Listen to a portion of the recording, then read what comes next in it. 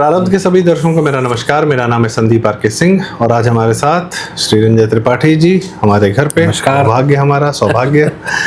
दर्शकों, अक्सर आपसे बात होती रही है और रंजय जी का परिचय हम आपको देते रहे हैं। इनसे बंगाल के बारे में बात करना बहुत विशेष है क्योंकि ये बंगाल तब जाते थे जब कोई नहीं जाता था, जब नक्सलवाद का आतंक था, या वहाँ पर यूनिवर्सिटीज़ में बात करना, जादवपुर यूनिवर्सिटी हो, नॉर्थ बंगाल यूनिवर्सिटी हो, लोग जेएनयू का नाम लेते हैं, लेकिन बंगाल के अंदर जितना स्टूडेंट्स या प्रोफेसर्स या पूरा इतिहास जो नक्सलवाड़ी से उठा या ममता बनर्जी के तृणमूल के लोग, बंगाल कैसे कैसे बर्बाद हुआ, इसको कई बार रंजय जी ने अपनी आंखों से देख रखा है 90 के दशक से लगातार। मैं 1990 में पहली बार पश्चिम बंगाल गया था और पहली बार नक्सलबाड़ी तभी चले गए थे। तभी नक्सलबाड़ी गए थे। और बात ये नहीं कि 90 में ही जाके फिर कान पकड़ लिए हो कि नहीं जाऊंगा, नहीं आऊँगा दोबारा भी जाते रहे, वहाँ इनके संपर्क रहे। हाल फिलहाल में वहाँ के लोगों से कई बार सर की बात हुई है। तो रंजय, दिसंबर जनवरी में हम बंगाल में 3 बार दिसंबर जनवरी में अच्छा आप स्वयं गए? हाँ ठीक। और वहाँ के लोगों से बात भी हो रही है। तो रंजय जी से जानते हैं कि पूरा जो 1 महीना चुनाव का था, अब रिजल्ट्स 4 तारीख को आएंगे, जैसे भी आएंगे देखा जाएगा एग्जिट पोल क्या कह रहा है क्या नहीं कह रहा है।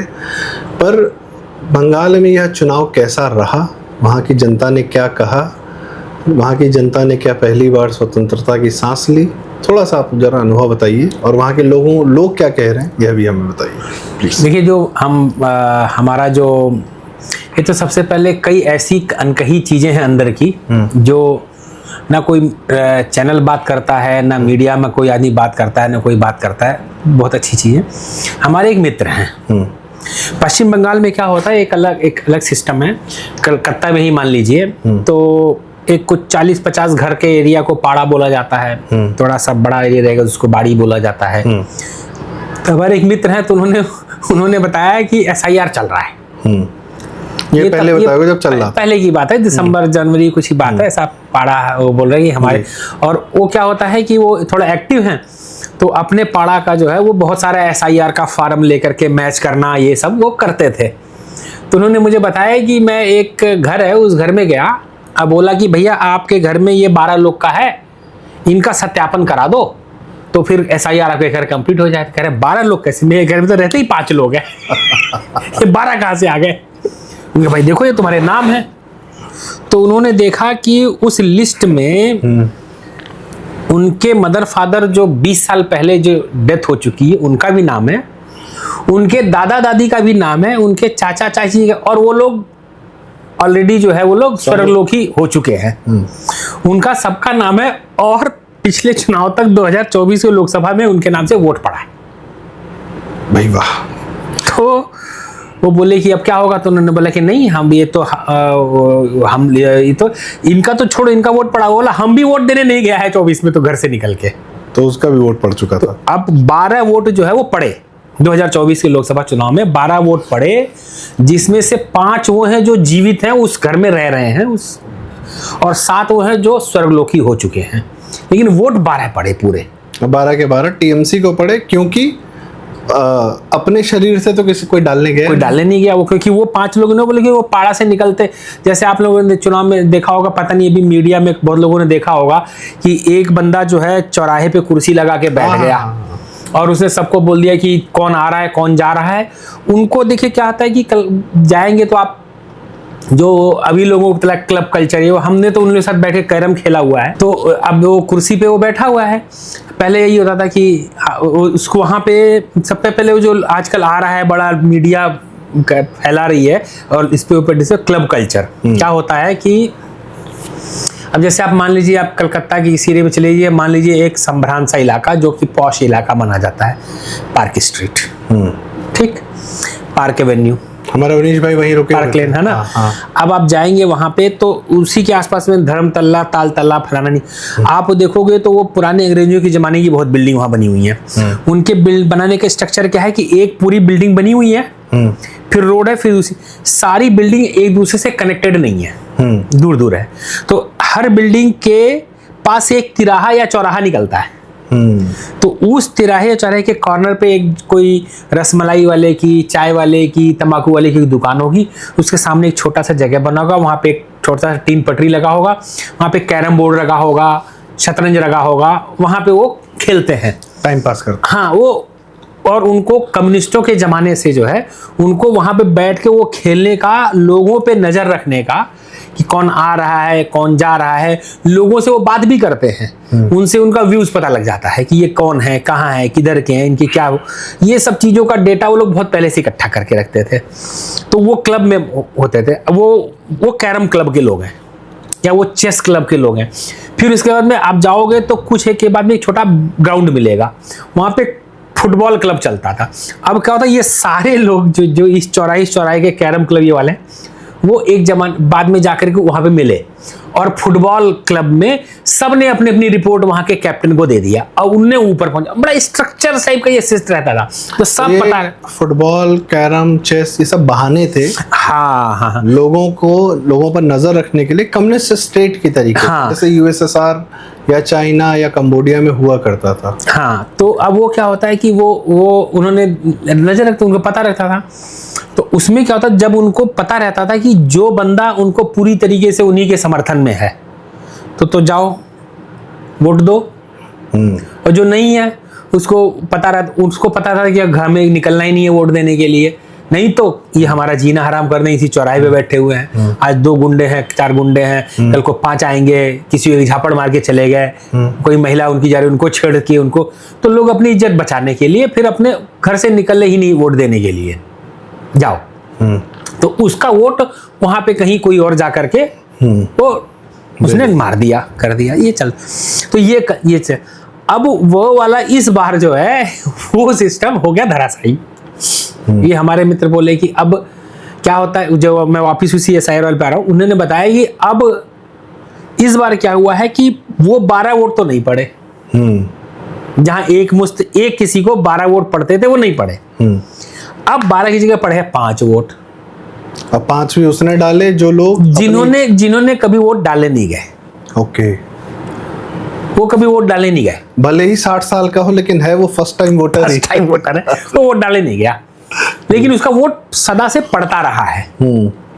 तो इस बार वो 5 वोट गया। अब वो मित्र और हम भी ये दावे से नहीं कह सकते उन्होंने वोट किसको डाला, बट उनके अंदर में इस बात की खुशी कि हमको पहली बार वोट डालने के लिए उंगली पे काली स्याही लगी है। ऐसे कई बंगाल में बड़े अच्छे एज वाले 50s के 60s मिलेंगे जिनकी उंगली पे पहली बार काली निशान लगी है। तो एक तो ये सिस्टम चलता है। क्या बात कर रहे हैं, फरहाद हाकिम अपने परिवार के साथ खड़ा था, अपनी 10 साल की बिटिया के साथ, वो भी उंगली दिखा रही कि मैंने वोट दी। कलकत्ता का मेयर। तो ये है। अब हमारे वो मित्र हैं, वो देखिए कलकत्ता जो है एक शहर है, उसके अगल बगल में कई सारे और जगह, जो कि आप जैसे दिल्ली के अगल बगल में आपका सोनीपत है, मेरठ है, गुड़गांव है, नोएडा है, गाजियाबाद है, फरीदाबाद है, तो एक एनसीआर बनता है, but it is not into Delhi. उसी से कलकत्ता है। कलकत्ता के अगल बगल में बहुत सारे ऐसे एरिया हैं जो कि आपको पता नहीं लगे कि आप कलकत्ता में या कलकत्ता के बाहर हैं, but they are not part of Calcutta. आप नादिया जाएंगे, आपको पता ही नहीं लगेगा आप नादिया में हैं या आप कलकत्ता में हैं। ठीक है। तो उसी तरह से आप कब हावड़ा जो है, हावड़ा और कलकत्ता वो बीच में नदी है, वही अंतर है। ठीक है, हुगली, हाँ हुगली नदी है, गंगा जी है, हुगली नदी जाया जाता है, तो वो नदी है। आपने चाहे रविंद्र सेतु पार करें या पुराना हावड़ा ब्रिज पार करें, वो उस पार चले जाए तो हावड़ा आ जाएंगे, इस पार आ जाएंगे कलकत्ता आ जाएंगे। लेकिन दोनों में पता नहीं लगता है। जो फर्स्ट टाइमर होगा या जो उसको नहीं चाहता पता, उसको कहेगा हम तो कलकत्ता में ही घूम रहे हैं। भाई लखनऊ में आप गोमती जी क्रॉस करिए तो आप लखनऊ में ही हैं। हाँ, चाहे इधर है, या दिल्ली में आप यमुना क्रॉस करिए, हाँ, तो भले यमुना पार है लेकिन है तो दिल्ली। हाँ, अब जब आप जाते हैं और हावड़ा रेलवे स्टेशन पे उतरते हैं तो आप डिस्ट्रिक्ट हुगली है वो हावड़ा रेलवे स्टेशन, वो आप हुगली में है। और जब आप सियालदह उतरते हैं या सांतरागाछी उतरते हैं या शालीमार उतरते, तब आप कलकत्ता में उतरते हैं।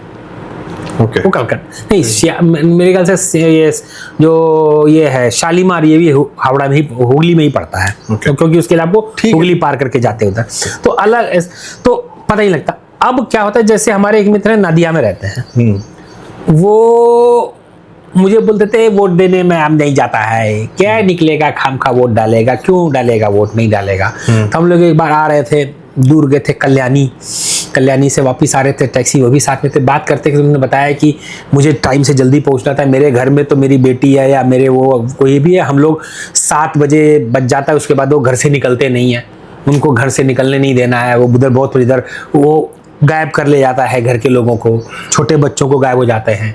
अच्छा, किडनैपिंग इंडस्ट्री जो बिहार की रही होगी, रही थी, नहीं वो kidnapping, that is not kidnapping, that is human trafficking.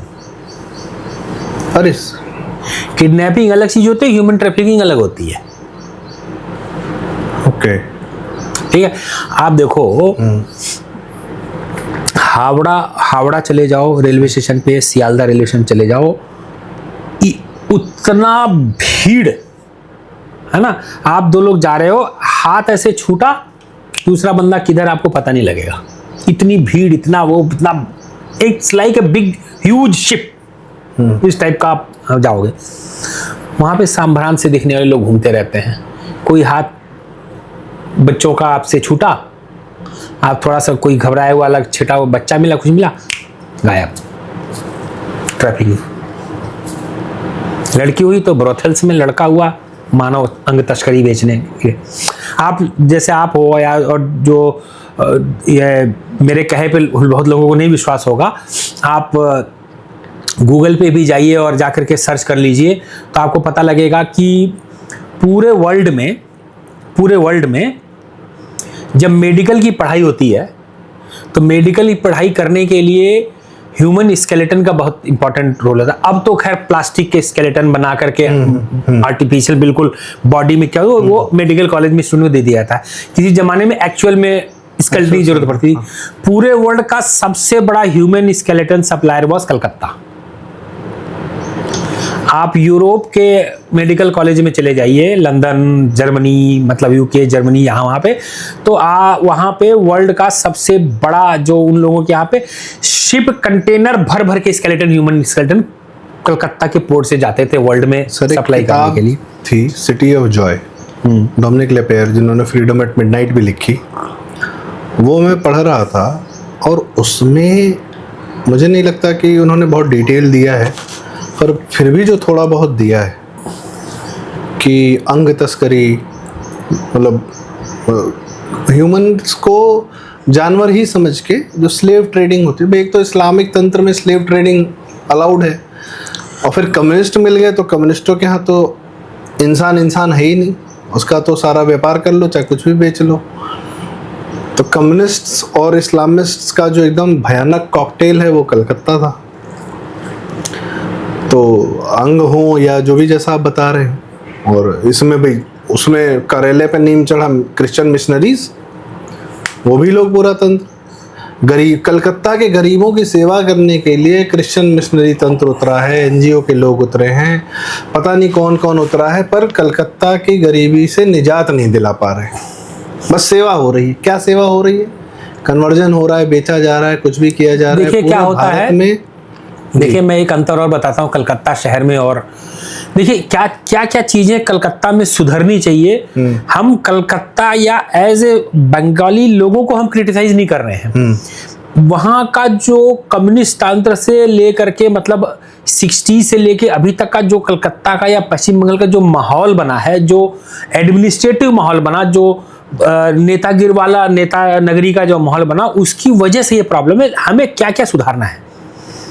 आप दिल्ली चले जाओ, बॉम्बे चले जाइए, आप चेन्नई, बैंगलोर चले जाइए, लखनऊ में हमारे लोग घरों से निकलते हैं कई बार, आज हम लोग चलते हैं वो जो शाह नजफ रोड जो है लखनऊ में, वहाँ पे कुछ स्ट्रीट फूड खा के आते हैं, शुक्ला चाट खा के आते हैं। दिल्ली में चले गए जनकपुरी वाले तिलक नगर खाने आ जाते हैं। हाँ। कोई बंगला बाजार, बंगाली मार्केट खाने चला जाता है, कोई कहीं कनॉट प्लेस में भी लोग स्ट्रीट फूड खाते हैं। शौकिया मुंबई में लोग खाते हैं।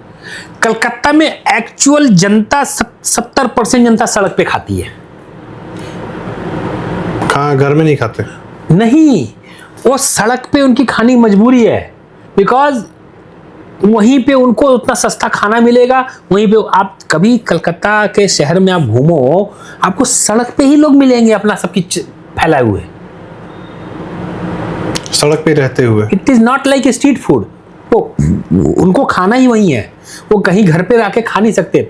बहुत सारे लोगों को खाना नहीं है, बहुत सारे मतलब एक अजीबोगरीब एक वो आपको एक वो मिलेगा हाँ। आपको वहाँ पे एक्चुअल में अगर आप देखोगे तो गरीबी क्या होती है वो आपको, मैं ये नहीं बोल रहा हूँ, वो गरीबी के कारण वहाँ पे है। ये बहुत अच्छी बात नहीं है कि आपको 5 रुपए की चाय मिलती है। 5 रुपए की चाय इतनी छोटी सी आपको इसलिए मिल रही है क्योंकि जो एक्चुअल हम लोगों को एक कप ये चाय चाहिए होती है, आम लोग जो पीता है, उस पे इतनी चाय इतनी मिल रही है 5 रुपए की, तो सस्ती नहीं मिल रही है। इतनी मिलेगी तो 15 या 20 रुपए की मिलनी चाहिए, जो कि यहाँ पे 10 रुपए की मिलती है। It's actually expensive. 5 रुपए में आपको इतनी ही क्वांटिटी मिल रही है क्योंकि वो सिर्फ 5 रुपया ही खर्चा करने वाले लोग हैं वहां पे, पेइंग कैपेसिटी नहीं है, ठीक है ना। पर कैपिटा इनकम वैसे कलकत्ता की या बंगाल की वंस अपॉन ए टाइम बहुत शानदार हुआ करती थी। इस समय मेरे ख्याल से पूरे देश में 20वें या 21वें स्थान पर है। जो ये नहीं एक आते अर्थशास्त्री कह रहे भारत का जीडीपी बढ़ गया तो क्या हुआ, पर कैपिटा इनकम की बात करिए। बंगाल की पर कैपिटा इनकम की बात क्यों नहीं करते हैं?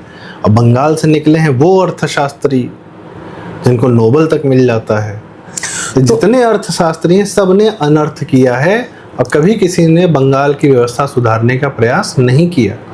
ये जो उत्तर प्रदेश, राजस्थान, मध्य प्रदेश, बिहार को बीमारू कहा, ये किसने कहा है पता है? बंगाल के एक अर्थशास्त्री थे, आईएएस अधिकारी, ब्यूरोक्रेट थे, उन्होंने ये टर्म दिया कि ये प्रदेश बीमारू है। अबे तुम्हारा खुद का प्रदेश कैंसर ग्रसित है और सबको बीमारू घोषित ये वो ग्रसित इसलिए हुआ क्योंकि इसके अंदर में बहुत सारी जो कम्युनिस्टों ने, जैसे कि हम कम्युनिस्टों ने जो एक इंडस्ट्री के खिलाफ, आज आप देखोगे सोशल मीडिया से लेकर के, और अब हमारी उम्र तो 50 क्रॉस कर गए, और क्योंकि बचपन से बहुत जगह रह गए हैं, कानपुर में तो कुछ समय बचपन का बीता, जहाँ पे हमको छोटे थे, हल्का फुल्का याद है कि मैंने खुद, मुझे याद है कि मुझे तब नहीं, बचपन था, पता नहीं चलता, हाथ में लाल हसिया थोड़ा झंडा लेकर के कम्युनिस्ट पार्टी जिंदाबाद, मार्क्सवादी कम्युनिस्ट पार्टी जिंदाबाद ऐसे करके दौड़ते थे हम लोग, खेलते थे। लेकिन वो देखा, फिर बहुत कम समय पे हमने पूरा घूमना चालू कर दिया, देखा हाँ, तो घूमना, तो क्या होता है कि एक एक्सपीरियंस है, एक चीजें देख रहे हैं। तो आज अगर आप सोशल मीडिया पे और इस पे जाएंगे तो ये पिछले 15 साल, मैं कहूँगा 2010 या 2-4 साल उससे पहले मिला लीजिए, तो आपके जो नए जो विलन घोषित किए गए हैं, आप देखोगे तो वो घोषित किए हैं अंबानी और अदानी, ठीक है। अंबानी और अदानी के पहले कौन थे? टाटा और बिरला, मोदी, डालमिया इत्यादि, टाटा और बिरला। और ये भी बता दें कि जो आदित्य बिरला थे, अभी जो आदित्य बिरला ग्रुप है, जिसके अभी इस समय चेयरमैन कुमार मंगलम बिरला जी हैं, आदित्य बिरला ग्रुप जी, ये 1992 या 93 की बात है, ये कलकत्ता पहुंचते हैं, और कलकत्ता में विधानसभा, जो कलकत्ता की जो रॉयटर्स बिल्डिंग है, उससे जस्ट कुछ मीटर के दूरी पे कम्युनिस्ट पार्टी के लोग उनको घेर लेते हैं, उनको गाड़ी से उतारते हैं, उनको मारते हैं।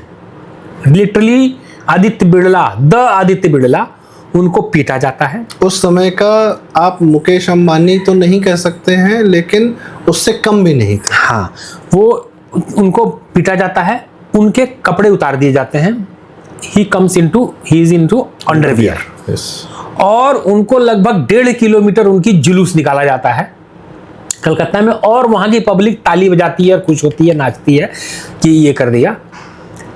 उसके बाद उनको छोड़ते हैं। आदित्य बिरला जी तत्काल वहां से आते हैं, बंबई आते हैं, और विद इन फ्यू मंथ्स जितने भी पश्चिम बंगाल में आदित्य बिरला ग्रुप के जो भी बिजनेस वेंचर्स, फैक्ट्रीज ये सब थी, वो सब वहां से पलायन करा लेते हैं। सब कलकत्ता से, आप चाहे आप देख लीजिए तो कोन नगर का वो आपका जूट मिल हो, ग्रासिम इंडस्ट्रीज हो, या बहुत सारी चीजें, वो सब वहां से। उसके यह सब करने के बाद आज महुआ मोइत्रा को मौका मिल जाता है कि बंगाल तो इंडस्ट्रियलाइज हो ही नहीं सकता है। और नहीं, और सुनिए, देखिए आपको बताऊं दर्शकों, आप बोरोलीन लगाते हैं, ब्रिटेनिया, बोरोलीन यदि आपको मिले सर, बोरोलीन आपको अगर मिले उसी आज भी उसी फॉर्मेट में आती है, उसी खुशबू, उसी क्रीम। और हम लोग बचपन से सुनते आ रहे हैं खुशबूदार एंटीसेप्टिक क्रीम बोरोलिन। आप देखिएगा मैन्युफैक्चर कहाँ होती है। अमृतांजन कहाँ मैन्युफैक्चर हुआ था? अमृतांजन किसने बनाया था? 1920 में केसी दास जी ने बनवाया था। खैर, आप कुछ कह रहे थे। तो आप देखो तो ब्रिटानिया, ठीक है ना, हेडक्वार्टर्ड कोलकाता। दिल्ली में तो एक ब्रिटानिया चौराहा है, वहाँ फैक्ट्री उसकी बहुत बड़ी। नहीं, वो है। और दर्शकों को ये बता दें कि अभी कुछ साल पहले, 2 साल या 3 साल पहले ही ब्रिटानिया ने अपने पश्चिम बंगाल ऑपरेशंस बंद कर दिए थे। फैक्ट्री बंद करके उन्होंने दे शिफ्टेड फ्रॉम देयर, और वो लोग वहां से शिफ्ट होके मालूम कहाँ है? बिहार में लगा ली फैक्ट्री, बंगाल से हटाया। अब इतनी बड़ी वो कॉम्प्लेक्स है, तो सम ऑफ दोज वो दे स्टार्टेड इन बिहार, और कुछ वो उसको उठा करके लेके गए महाराष्ट्र। तो वहां से वो ब्रिटानिया का वो ममता बनर्जी के जो मेडल है, वो ये भी उनका तगड़ा मेडल है कि उनकी सरकार ने ब्रिटानिया भी बंद कराया। टाटा से सिंगूर प्लांट भी भगाया के साथ में ये। और इस बीच में बहुत सारे ऐसे भी हैं जिनको उन्होंने बंद कराया होगा। सर मुझे याद है, आप देखोगे तो मुंबई जाओगे तो आप वहां पे देखोगे नरीमन पॉइंट पे है air India house, Bakhtawar building बोलते हैं एयर इंडिया हाउस, ओके, है ना। वो कभी कलकत्ता, पश्चिम बंगाल में उसका कलकत्ता में हेडक्वार्टर हुआ करता था। समझ रहे हैं? तो पश्चिम बंगाल में आज की डेट में देखिए क्या होता है। मैं लोगों को हंसता हूं, ठीक है, जब राह चलता कोई भी जो है ना अंबानी और अदानी गिरा देते हैं, ठीक है ना। वो आज ऐसे तो निकल के आए नहीं है।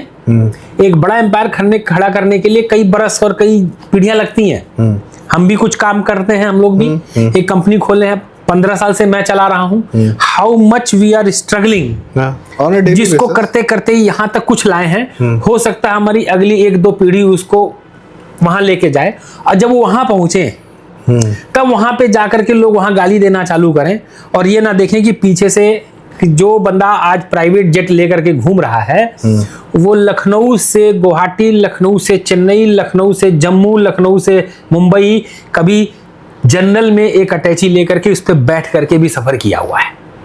बिल्कुल, समझ रहे हैं ना। तो कोई भी एंटरप्राइज खड़ा करने में ऐसे ही नहीं हो जाता है, बहुत स्ट्रगल करना पड़ता है। फिर उसके बाद करते करते बीच में एक समय आता है जब आपको कुछ मिलता है, और कोई सहयोग नहीं होता है, उस समय तो कोई नहीं होता है। सरकारी अधिकारी लोग नौकरी भी करते हैं तो हर महीने की सैलरी फिक्स है, और बाकी जो है सो है। कम से कम सरकार ने हर महीने की एक सैलरी फिक्स कर रखी है। एंटरप्रेन्योर्स के या बिजनेसमैन या व्यापारी के साथ तो होता ही नहीं। वो तो हर दिन अपने पैसे के लिए, जो पैसा उसने कहीं लगा रखा है उसको वापस निकालने के लिए, और उसमें 10% 20% का प्रॉफिट जोड़कर निकालने के लिए कितनी जद्दोजहद होती है, कितने लोगों के पीछे जाना पड़ता है। कोविड काल में किसी सरकारी नौकरी की सैलरी नहीं हुई, लेकिन पूरे भारत का व्यापारिक तंत्र क्या हुआ, सबकी पेमेंट रुकी। तो कितना मुश्किल है वो जो आप कह रहे हैं, और उसको गाली देना बहुत आसान है। हाँ, अब और देखिए तो आज जो है उनके सुन करके कोई भी, मतलब कई बार हम तो देखते हैं कि हमारे सोशल मीडिया पढ़ते हैं जो तथा कथित जो राष्ट्रवादी और हिंदूवादी खेमा है, जो ये वो भी गाली देता फिर रहा है। लेकिन मैंने देखा है कि अब से 15 साल 17 साल से ये विलन बने हैं। उसके पहले टाटा बिरला विलन हुआ करते थे, डालमिया सिंघानिया भी हुआ करते थे। भाई सिंघानियाज विलन थे तभी तो कानपुर बर्बाद हुआ ना। भाई सिंघानिया ग्रुप ही तो थी कानपुर में। JK group belongs to Singhanias. और इन्होंने जो कम्युनिस्टों ने जो प्रपंच रचा, जिस तरह से वो जी आजीज हो गया, एक दिन में 40-42 फैक्ट्रियां बंद करके तालाबंदी, और फिर कानपुर से खत्म। आप चले जाओ, आप जेके रेयन, जेके जूट, जेके ये लाल इमली दारीवाल, और आप ये जो आज कानपुर चले मरी कंपनी बोलते हैं, ये सब चीज कानपुर में थी। कानपुर को मैनचेस्टर ऑफ ईस्ट बोला जाता था। सर कानपुर भारत का 5वां सबसे ज्यादा जीडीपी पैदा करने वाला शहर था। और 5वां। और न सूरत, न इंदौर, न त्रिची, न वो कोई कहीं है, ना हैदराबाद, न गुड़गांव, न कोई शहर नहीं था इतना पैसा जहां कानपुर से। हाँ, तो जब कानपुर से इन्होंने भगाया कम्युनिस्टों को, तो कानपुर लॉस, हाँ, कानपुर का जो लॉस था that was again to Ludhiana, that was again to Surat, that was again to Ahmedabad, that was again to Chennai. सब भाग के यहाँ से उधर चले गए। तो पश्चिम बंगाल, हाँ, तो पश्चिम बंगाल में आप देखोगे तो ये जो मैं बता रहा था कि इतनी छोटी 5 रुपए की कप की चाय, वो इसीलिए कि किसी जमाने में यू इमेजिन कि एक इतना प्रॉस्पेरस शहर जहां पे इतनी इंडस्ट्रीज, यू नेम, आप कोई भी भारत का उद्योग सोचो वो वहीं से शुरू हुआ है। आप अगर टाटाज का बात करते हैं तो जस्ट वहीं से थोड़ी ही दूर पे तो टेल्को है। जमशेदपुर जो है स्टार्टेड फ्रॉम कलकत्ता से ही तो स्क्रैप डीलिंग चालू की थी, चित्तरंजन लोकोमोटिव वर्क्स, है ना सर। तो वो स्टेट जहां पे इतना बढ़िया इंडस्ट्रियलाइजेशन हो, वो स्टेट जहां पे इतना बढ़िया राइस फील्ड्स हो, वो स्टेट जहां पे दामोदर वैली कॉर्पोरेशन, आप दामोदर जो वैली है पूरा उसके नाम से दामोदर वैली कॉर्पोरेशन कंपनी बनी हुई है, पीएसयू है, वहां पे इतना बढ़िया नेचुरल रिसोर्स की बेसिन हो, पानी हो, उस स्टेट को आज इस कदर हो कि 5 रुपए की चाय एक सड़क पे ऐसे लेकर के, और जो बुद्धि चोर है, बुद्धिजीवी नहीं, जो बुद्धि चोर है ना, वो कह रहे हैं कि कलकत्ता इज सो चीप, 5 रुपए में चाय मिलता है। अरे भैया, वो क्वांटिटी और वो चीज, और उसके बाद में अगर आप प्रॉपर ये कप जो चाय हम लोग 10 रुपए की, भाई नॉर्मली आप जाइए किसी चौराहे पे, इतना बड़ा कप 10 रुपए में मिलता है चाय, आप चले जाइए तो यही बड़ा कप चाय लेने के लिए आपको इसका 1/3 दे रहा है 5 रुपए। सो एक प्राइड कैसे हो गया, वो नहीं हो सकता है। तो आप जाएंगे देखेंगे कि ये आप कलकत्ता की बात कर रहे हैं, अब आप कलकत्ता से आप निकल करके पश्चिम बंगाल के अदर जगह पे जाएंगे। एक बात और करनी नहीं, कलकत्ता ही, अगर कलकत्ता ही बर्बाद है तो पश्चिम बंगाल पूरा ही बर्बाद होगा। कलकत्ता उसकी कहानी कह रहा है, वही कलकत्ता है जो 47 से पहले साइंस में नोबेल प्रोड्यूसिंग लोग पैदा करता था। भाई कलकत्ता में है जो बुद्धिजीविता का दम्भ है कलकत्ता में सर, आप देखोगे तो साइंस का एक ऐसा इंस्टीट्यूट है जिसको स्वयं डॉक्टर सीवी रमन ने बनाया था। कलकत्ता में आप देखोगे तो जगदीश चंद्र बोस के बनाए हुए इंस्टीट्यूट हैं, मतलब Bose institute, J C Bose, S N Bose, Satyendranath, J C Bose, S N Bose, दोनों नाम से इंस्टीट्यूट्स हैं वहां पे।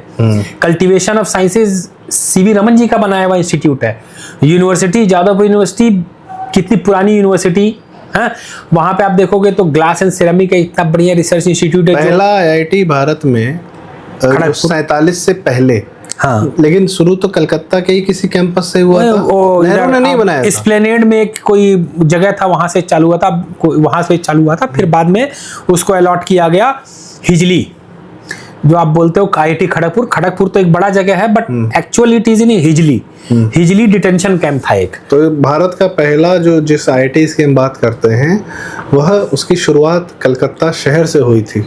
हाँ, फिर वो खड़गपुर में शिफ्ट हुआ, वहाँ पे जो काला पानी के या इनके जाते थे उनको वहाँ पे डिटेंशन किया जाता था अंग्रेजों द्वारा, और वो बिल्डिंग खाली हो गई तो उस बिल्डिंग को इंडियन इंस्टीट्यूट ऑफ टेक्नोलॉजी बनाया। फिर बाद में और अभी भी वो जो पुराना जहाँ पे वो जो डिटेंशन कैंप वाली जेल थी वो है, उसी कैंपस के अंदर में है, बट उसको यूज नहीं होता है, वो देखने के लिए है। जाओ देखो ये detention camp, anybody can go and see. तो आप देखोगे वहां पे बहुत अच्छे इंस्टीट्यूट्स थे। बंगाल प्रोविंस का ही तो हिस्सा हुआ करता था ना जमशेदपुर भी, आप देखोगे तो धनबाद भी, ये सब तो उसी का होता है। धनबाद में आप Indian school of mines, second mines school in the world. First was British school of mines, that was in Manchester, and second was Indian school of mines जो कि धनबाद में था।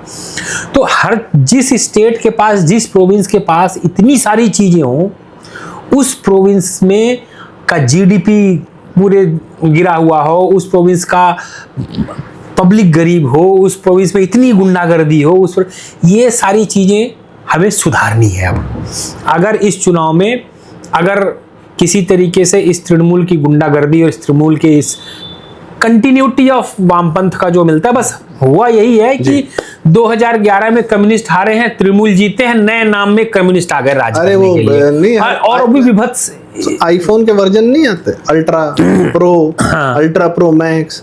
तो तृणमूल जो है वो कम्युनिस्टों का और इस्लामिकों का गठजोड़ होकर अल्ट्रा प्रो मैक्स वर्जन है। हाँ, तो अगर वो हटता है और आता है तो नई सरकार के लिए it is not a cake walk. Reason क्या होता है कि बहुत सारी जनता तो एक माइंडसेट में है। आप देखो कि अगर किसी तरीके का वो माइंडसेट वो चेंज करना, कलकत्ता और पूरे पश्चिम बंगाल में जो भी डेवलपमेंट की चीजें हैं, जो गुंडागर्दी है उसको समाप्त करना, मुझे तो लगता है कि कम से कम 10 साल कलकत्ता के गड्ढों को भरने में, मतलब कलकत्ता में नहीं, पश्चिम बंगाल के उन गड्ढों को भरने में लगेगा नई सरकार को। And it is a big challenge. वहाँ के लोगों की, सरकारी अधिकारियों की मानसिकता पूरा 50 साल से उसी तंत्र में जड़ है। देखते हैं क्या होता है। तो रंजय भाई बहुत बहुत धन्यवाद। मतलब मुझे लगता है कि ये हरि अनंत हरि कथा अनंता, वैसे ही कलकत्ता या बंगाल अनंत और बंगाल कथा अनंता। तो 4 मई के रिजल्ट के बाद भी हम और चर्चा करेंगे कि अब क्या होना है। आज तक बात ये हो रही थी कि क्या समस्याएं थी, और बंगाल में चुनाव हुआ, कम से कम इस बहाने बंगाल का भीतरी गंद बाहर तो आया, जो अंदर में कितना सड़ा हुआ है, कितनी गंदगी है, क्या किस प्रकार से माहौल है। और हाँ, ये हमारा बंगाल, ये हमारी भूमि, हमारे महापुरुषों की भूमि, हम कैसे छोड़ दें। तो आपने स्वामी विवेकानंद की है धरती है, दयानंद सरस्वती की भी है, महर्षि अरविंद हैं, रामकृष्ण परमहंस, रविन्द्रनाथ टैगोर, मतलब जो सारे एक से बढ़ के एक सारे साइंटिस्ट आप बोलिए, जतिन दास बागा जतिन, तो इतने बड़े बड़े महापुरुषों की जो धरती हो, उस धरती में इस तरह का कोड हो, वो सफाई करना चाहिए, उसको ठीक करना पड़ेगा। और तब उसके बाद आप देखें, मैं कहता हूं कि पश्चिम बंगाल में आज भी वो पोटेंशियल है। पश्चिम बंगाल में आज भी वो पोटेंशियल है कि किसी जमाने में जो पश्चिम बंगाल पूरे भारत का ड्राइविंग फोर्स हुआ करता था, वो जो बोला जाता है ना, मैं अंतिम बात ये करता हूँ कि जो बोला जाता था कि जो पश्चिम बंगाल आज सोचता है, भारत कल सोचता, भारत वो 10 साल बाद सोचता है। तो पश्चिम बंगाल अगर आज गरीब रहना सोच रहा है, तो पूरा हिंदुस्तान 10 साल गरीब रहना नहीं सोच रहा है। पश्चिम बंगाल अगर आज उस तृणमूल के कोड में रहना सोच रहा है, पूरा हिंदुस्तान उस ऐसी कोड से बाहर आ चुका है। लालू राज बिहार से समाप्त हो चुका है, मुलायम राज उत्तर प्रदेश से समाप्त हो चुका है ना, बहुत सारी चीजें समाप्त हुई। तो बंगाल को वो वाली मानसिकता जो कम्युनिस्टों ने डाल दी थी, उससे अलग हटके we want Bengalis to think on the lines of Sachin Nath Bose, J C Bose, Hargobind Khurana. आप आगे सोचिए, रविन्द्रनाथ टैगोर लाइए। एक डॉक्टर साहब थे, हाँ, जिन्होंने आत्महत्या कर ली, टेस्ट ट्यूब के बेबीज के जो प्रक्रिया है उसके आविष्कारक थे वो। अरे और वो छोड़िए, उनकी कहानी पर एक फिल्म बनी, एक डॉक्टर की मौत पर, और लुइस ब्राउन जिसने टेस्ट ट्यूब का फिर उसको इन्वेंटर बताया जाता है, उसने बाद में आके बताया, तब भारतीयों को पता चला कि एक्चुअल काम तो बंगाल के डॉक्टर साहब ने किया। वो छोड़िए, सुभाष मुखोपाध्याय, नहीं, बड़ी छोटी सी चीज आप गूगल पे जाके सर्च करो, जो हम लोग पीते हैं ना, जीवन रक्षक घोल, ORS, वो ORS भी वही पश्चिम बंगाल के ही एक वैज्ञानिक ने खोज किया था, सुभाष मुखोपाध्याय। हाँ, नहीं, ORS का तो इन्वेंटेशन किसी और ने किया था, टेस्ट ट्यूब बेबी के जनक थे सुभाष मुखोपाध्याय। नहीं, ORS का मैं बता रहा हूं। और आप देखिए, तो स्टैटिस्टिक्स में एक बहुत बड़ी थ्योरी पढ़ाई थी, महालनोबिस, PC महालनोबिस, है ना, हालांकि थे कम्युनिस्ट, हाँ, but still his theory is being taught to the people in the globally. ORS के थे डॉक्टर दिलीप महालनोबिस, हाँ, वो भी वही है, हाँ। तो इस तरह की जो ये धरती हो, नहीं कराया, हाँ, जो ये धरती हो जहाँ पे ऐसी महानुभूतियां पैदा हुआ हो, वो धरती हमें वापिस वही वाली उर्वर चाहिए जहाँ से ये लोग आए, जो इस देश को, इस धरती को कुछ दें। इसके लिए हम चाह रहे हैं कि दुनिया को देने का क्षमता रखते हैं। जी, तो दुनिया को बहुत कुछ देने वाली क्षमता रखने वाली इस भूमि का भगवान कल्याण करें, भगवान श्री राम कल्याण करें। वैसे भी बंगाल की जनता ने जय श्री राम का नारा लगाया है, भगवान हमारे अयोध्या पधार चुके हैं, प्राण प्रतिष्ठा हो चुकी है, रामलीला आ चुके हैं। तो अब चूंकि बंगाल की जनता ने श्री राम से शरण मांगी है, तो भगवान श्री राम बंगाल का कल्याण करेंगे, यह हमें अब इसमें शंका नहीं होनी चाहिए। माहौल वैसा ही है, सब कुछ सारी बातें वैसे बताई जा रही हैं। हाँ, अंतिम मुहर लगेगी 4 मई को, देखते हैं क्या होता है। और उसके बाद हम ज़रूर बात करेंगे कि आज इतिहास पर बात की, और इतिहास की कथाएं भी और हम बात करेंगे, पर हम 4 मई के बाद यह भी बात करेंगे कि आगे और क्या होना चाहिए। जी। तो इसी के साथ आज की चर्चा का समापन। दर्शकों, आपको यह वार्ता कैसी लगी कृपया हमें कमेंट्स में ज़रूर बताएं।